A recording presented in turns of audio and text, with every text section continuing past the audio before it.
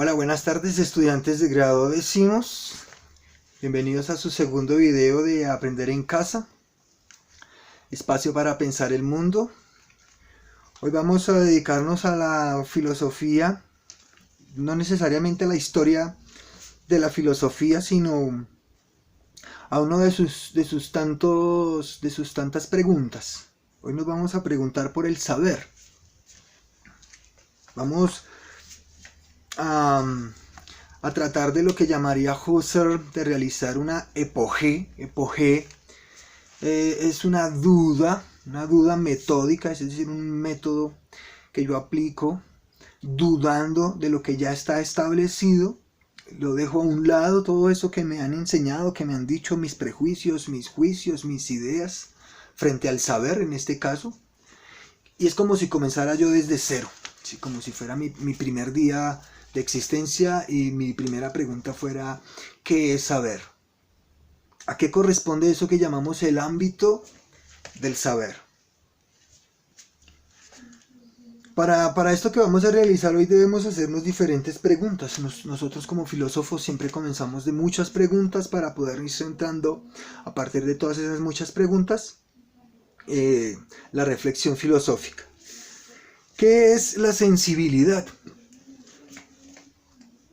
Entendida desde el concepto de los sentidos. ¿Qué es el entendimiento? ¿Qué es una fuente de saber? ¿Qué es una forma de saber? ¿Qué es el universo? ¿Para qué está el saber científico? Puede ser ciencia, la filosofía. Ahora, podríamos preguntarnos sobre estas mismas preguntas. ¿De qué me sirve saber? ¿De qué me sirve saber esto? ¿Para qué? ¿Para qué? ¿En qué me puede hacer mejor? O sea, ¿en qué me puede hacer mejor entender qué es la sensibilidad, una fuente del saber o un saber científico? Es importante hoy diferenciar que existen diferentes formas de saber y diferentes fuentes del saber que me pueden llevar a comprender lo que sería el ámbito del saber. ¿Cómo lo puedo aplicar? ¿Cómo puedo ayudar a la sociedad a través de entender la diferencia entre este tipo de conceptos? Los elementos claves que debemos tener en cuenta para el desarrollo de nuestra sesión del día de hoy, de este encuentro, nuestro segundo video, es la experiencia. Es decir, el concepto de experiencia dentro de la filosofía es un concepto muy amplio, muy fuerte, muy importante, también para poder entender qué es eso del saber. El innatismo. Si no sabemos qué es innatismo, vamos al diccionario filosófico, buscamos innatismo para poder entender mucho mejor lo que se nos refiere hoy en este video. Entendimiento, ya hicimos la pregunta por el entendimiento. Por lo intuitivo, ¿qué será lo intuitivo? ¿Tiene que ver lo intuitivo con el saber? ¿Lo intuitivo será una fuente del saber o será una forma de saber? ¿Qué sería lo lógico dentro del desarrollo de esa reflexión del ámbito del saber? Entonces, voy a leer. En la medida en que voy leyendo, voy haciendo las explicaciones pertinentes y necesarias que considere para entender pues, los conceptos que hoy nos están llamando a unión el día de hoy. Sensibilidad y entendimiento. Si llamamos sensibilidad a la capacidad que tiene nuestro espíritu de recibir representaciones, receptividad. Entonces, una palabra nueva, receptividad. Nosotros tenemos la capacidad de ser receptores de algo, en tanto que es afectado de una manera cualquiera. Por el contrario, se llamará entendimiento la facultad que tenemos de producir nosotros mismos representaciones o la espontaneidad de conocimiento. Algo así que como la sensibilidad es un órgano que recibe representaciones. Y el entendimiento viene a ser más bien una facultad con la que producimos representaciones. O la espontaneidad del conocimiento. O sea, una representación correspondería en este momento a una forma de conocimiento. Por la índole de nuestra naturaleza, la intuición no puede ser más que sensible, de tal suerte que sólo contiene la manera como somos afectados por los objetos. O sea, la intuición lo único que hace es mostrar cómo los objetos nos afectan. El entendimiento, al contrario, es la facultad de pensar el objeto de la intuición sensible. Entonces aquí ya tenemos como dos escalones. La intuición sensible me entrega a mí, ¿sí?, por decirlo así, a la facultad de pensar. Es decir, la intuición sensible coge el objeto, ¿sí?, y se lo transmite al entendimiento a partir de sus diferentes sensaciones, como cuando yo cojo, por ejemplo, una piña, ¿sí?, y pues veo que es como áspera, como puntuda, pesada, ¿cierto? Y pues toda esa información que adquiero por mis sentidos y por mi sensibilidad, la transmito a mi entendimiento para poder producir una idea, en este caso la piña. Ninguna de estas propiedades es preferible a la otra. O sea, si te preguntan qué es más importante, lo sensible o la facultad del entendimiento, dice, pues es que las dos son fundamentales para el hombre. No puede haber un hombre solo con sensibilidad y sin entendimiento. Bueno, que hay muchos en el mundo, ¿cierto? Pero se supone que no. Es decir, somos seres de sensibilidad y entendimiento. Sin sensibilidad no nos serían dados los objetos, y sin el entendimiento ninguno sería pensado. Ningún objeto podría ser pensado. Pensamientos sin contenido son vacíos. El contenido es el objeto mismo que yo capto a través de mis sentidos para que mi pensamiento tenga un contenido, ¿sí? No pueden haber pensamientos vacíos, a menos de que yo esté pensando el vacío mismo y pues se convierta en una forma distinta de pensar el vacío, pero el pensamiento vacío no hay. Se puede pensar el vacío, pero no pensar en vacío, ¿sí?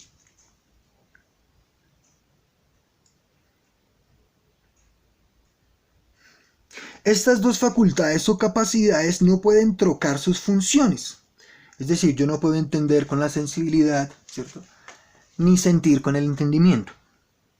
El entendimiento no puede percibir y los sentidos no pueden pensar. Solamente cuando se unen resulta el conocimiento. Mire lo que dice. Cuando se unen resulta el conocimiento.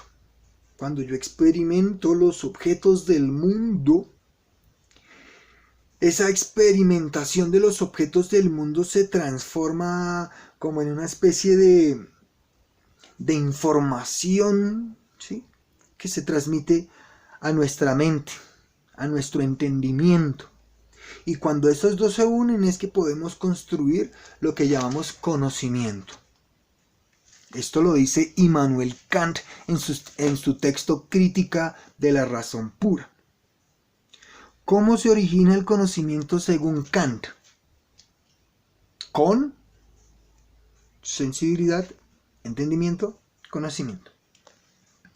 La posición presentada por Kant es empirista, innatista o ninguna de las dos. Justifica tu respuesta. Entonces, por eso les decía al principio que ya debíamos tener nuestro diccionario a la mano, haber buscado qué es innatismo para poder comprender qué es lo que nos está preguntando aquí el texto. Kant no es empirista, Kant no es innatista, Kant es racionalista, idealista y pues fundador del criticismo. Es decir, es como si ascendiéramos por escalones. El primer escalón es el empirismo, ¿sí? La experiencia sensible, los ojos, el tacto, el olfato, el gusto, la audición, ¿sí? Esto es lo que me permite captar el mundo. Y esos sentidos me envían una información al entendimiento para que yo pueda conocer el mundo. Yo no conozco el mundo solo con verlo, sino que el mundo se conoce en el momento en que yo entiendo, ¿sí? En ese proceso de lo que estoy viendo para poder entender qué es el mundo, o por lo menos lo que estoy viendo. Así, pasamos entonces por lo menos a interpretar o analizar a partir de la lectura que voy a realizar, qué es el ámbito del saber. Recuerde, ¿de qué le sirve a usted saber qué es el ámbito del saber? ¿Cómo eso lo puede ayudar a ser mejor? La palabra saber es usada para describir una relación especial que puede tener un sujeto con cierta información. Mira lo que está diciendo aquí, una relación con una información. O sea que yo podría tener infinidad de informaciones en mi mente, pero no por eso quiere decir que yo sepa. El saber está dado de la relación de esa información, podríamos decir, con lo que hago yo en el mundo. Porque se lo coloco así, es un ejemplo. Yo puedo tener la información de que matar es malo, ¿sí? Pero mato. Entonces, pues, la información no tiene ninguna validez si no se convierte en un saber. Es decir, cuando yo sé que matar es malo, pues no lo hago. Y la información está, por lo menos en un sentido jerárquicamente hablando, en un saber superior, en un saber importante. Por ejemplo, saber que Newton es el padre del cálculo diferencial, o con cierta actividad, por ejemplo, saber cómo tocar piano. Usualmente la filosofía se centra en estudiar el saber como una relación que tienen los seres cognitivos con cierta información, más que como una habilidad o una capacidad práctica. Entonces el saber no es ni una habilidad ni una capacidad, está diciendo aquí el texto, sino que es esa relación que yo tengo con toda la información que me brinda el mundo. ¿Cómo la administro? ¿Cómo la clasifico? ¿Cómo la organizo?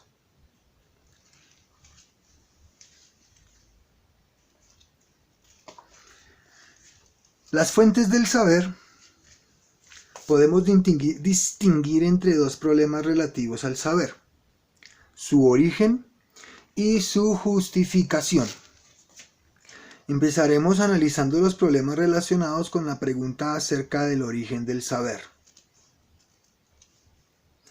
El problema fundamental del origen del saber es si este tipo como único, si este tiene. El problema fundamental del origen del saber es si este tiene como única fuente la experiencia, o si hay tipos de saber que podemos obtener de manera independiente de la experiencia. Cuando hablamos de la fuente, entendida como su origen, estamos preguntando si viene dada por la experiencia o por la razón. ¿Sí? Si necesitamos de experimentar algo para saberlo, o si dada nuestra capacidad racional podemos saberlo sin necesidad de experimentarlo.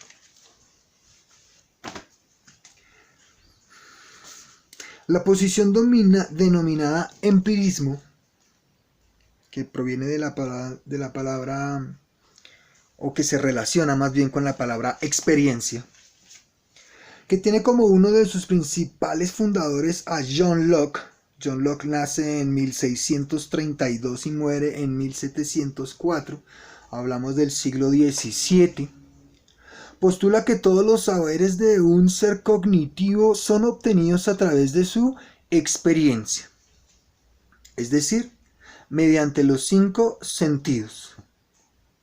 Y podríamos decir dentro del empirismo, o mencionar dentro del empirismo también al filósofo David Hume. El principal argumento en el que se apoya es en que es fácil trazar, para cada uno de nuestros saberes, una genealogía en la experiencia, tanto en lo concerniente a la posesión de los saberes como en lo relativo a su comprensión. Por ejemplo, podemos decir que nuestra posesión del concepto azul depende de haber visto objetos de color azul, concepto que para un ciego sería difícil entender en el mismo sentido en el que lo hacen los videntes. Sin embargo, el principal problema del empirismo es que parece funcionar muy bien con conceptos que pueden ser constatados directamente con los sentidos, como los colores y los sonidos, pero se enfrenta con dificultades al tratar de explicar nuestro saber de conceptos más abstractos, como el amor o la libertad. Estamos diciendo, claro, hay una fuente, ¿sí?, originaria del saber, que es la experiencia.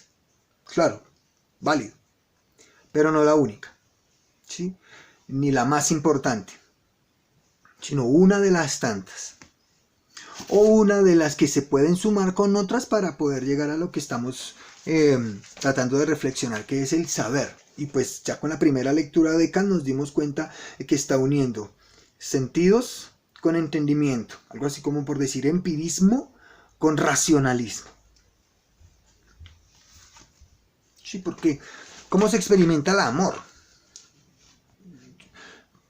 ¿Cómo se puede, el quemar y el amar, ¿sí?, dos verbos, dos acciones, pero se experimentan de maneras muy distintas. Yo para quemar necesito el fuego, ¿cierto? Y voy y pongo el dedo, me quemo y ay.